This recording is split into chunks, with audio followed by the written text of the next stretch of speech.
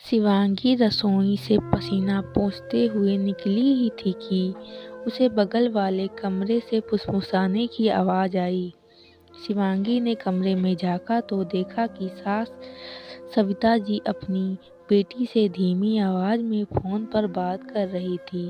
बेटा सुमन, हमारा क्या है, आज नहीं तो कल चले जाएंगे, मगर तेरी भाभी को इतनी समझ तो होनी चाहिए कि अपनी सास को अच्छा अच्छा खाना खिलाए। जब देखो रोटी सब्जी दाल चावल यही बनाती रहती है। क्या रोज रोज यह खाना भाता है? तेरी सुबह 7 बजे उठती है। घर भी लक्ष्मी को सुबह सूरज निकलने से पहले उठ जाना चाहिए, मगर उसे कौन समझाए। कपड़े धोने के लिए मशीन लगाती है, पोंछा बर्तन सभी को बाई लगा रखी है। ठाठ बाट तो देखो महारानी के, हम तो हमेशा हमारे कपड़े हाथ से ही धोते थे, और काम वाली बाइयों के काम भला किसे पसंद आते हैं।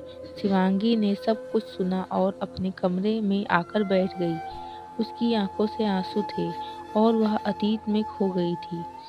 जब वह शादी करके इस घर में आई थी, सविता जी और सुमन ने उसे कभी बहू वाला मान सम्मान नहीं दिया और न किसी को देने दिया। पति शरद भी हमेशा शिवांगी को ही सुनाते। शिवांगी को इस बात का शायद अफसोस होता कि पति भी साथ नहीं देते, उल्टा माँ और बहन के बहकावे में आकर शिवांगी पर ही गुस्सा निकालते हैं। एक दिन तो सविता जी का पारा ऐसा चढ़ा कि उन्होंने शिवांगी के माता पिता तक को भला बुरा कह दिया था, मगर शरद या तो चुपचाप सुनते या फिर अपनी माँ का साथ देते। अब तो शिवांगी को आदत हो गई थी ताने और उल्हानों की। ऐसा नहीं है कि शिवांगी को गुस्सा नहीं आता, मगर पलट कर जवाब देना उसके संस्कारों में नहीं था। शिवांगी मन ही मन कुंठित मायके में भी नहीं बताती। उसके माता पिता भी उम्र हो चुकी थी, इसीलिए वह उन्हें कोई टेंशन नहीं देना चाहती थी। पति शरद का तबादला दूसरे शहर में हो गया, जिस जिस वजह से दोनों जाकर बस गए। दूसरे शहर आकर 6 महीने ही हुए थे कि सासू माँ सविता जी को हार्ट अटैक आ गया और सविता जी का ऑपरेशन करवाकर सास और ससुर जी को शरद यहीं ले आए। बेटी सुमन की शादी हो गई थी, तो अब सविता जी फोन पर बेटी को सारी राम कहानी सुनाती थी। मम्मा मम्मा कहते हुए 4 साल की सोनू जब कमरे में आई तो शिवांगी की तंद्रा टूटी। उसने सोनू को गोद में भर लिया और उसके हाथ साथ खेलने लगी। सविता जी बोली, शिवांगी खाना बन गया तो लगा दो। शिवांगी रसोई में दाल चावल सब्जी रोटी ले आई।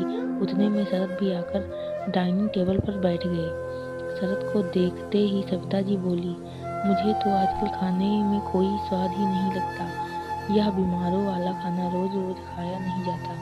शरद बोला, माँ, आपको तला हुआ और चटपटा खाना खाने के लिए डॉक्टर ने मना करके रखा है, इसीलिए शिवांगी रोज यह खाना बनाती है।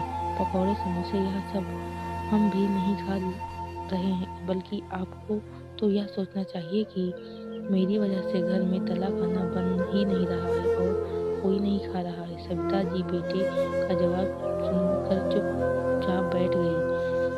दूसरे दिन सुबह जब शिवांगी कपड़े धोने की मशीन लगा रही थी, सविता जी बोली, बहू, यह रोज रोज मशीन चलाती हो, जानती हो बिल कितना आता है? शरद ऑफिस के लिए तैयार हो रहा था। वह सुनकर बाहर आया और बोला, हाँ माँ, जानते हैं बिल कितना आता है, और वह बिल मैं भरता हूँ, इसलिए आपको चिंता करने की कोई ज़रूरत नहीं है। और अगर शिवांगी दिन भर कपड़े बर्तन यही करेगी तो दूसरे काम कब करेगी? सविता जी फिर चुप बैठ गई। शिवांगी के लिए यह पल जिंदगी के लिए खुशनुमा पल थे, जब पति शरद उसका साथ देता। आज शरद पहली बार शिवांगी के लिए गजरा लेकर आया और अपने हाथों से उसे शिवांगी के बालों में लगाते हुए बोला, शिवांगी, हो सके तो मुझे माफ़ कर देना। शिवांगी बोली, क्यों?